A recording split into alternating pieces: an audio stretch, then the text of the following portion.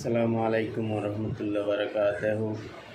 সম্মানিত দিনী ভাইদেরকে আন্তরিক ও ভালোবাসা শুভেচ্ছা জানাই। আপনাদের সামনে এসেছি কিছু গুরুত্বপূর্ণ বিষয় নিয়ে। জানেন যে গত 2-3 দিন থেকে যে একটি কথাবার্তা ভেসে আসছে সে বিষয়ে কথা বলবো।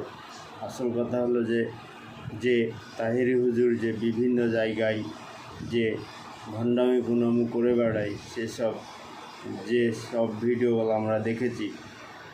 আসল কথা হচ্ছে যে মুহাম্মদ সাল্লাল্লাহু আলাইহি সাল্লামকে নিয়ে বিস্তারিত খবর, যে কথাটা বলা হয়েছে যে নবুয়ত পেয়েছে মুহাম্মদ সাল্লাল্লাহু আলাইহি সাল্লাম, যে 40 বছরের পরে 40 বছর থেকে স্টার্ট হয়েছে।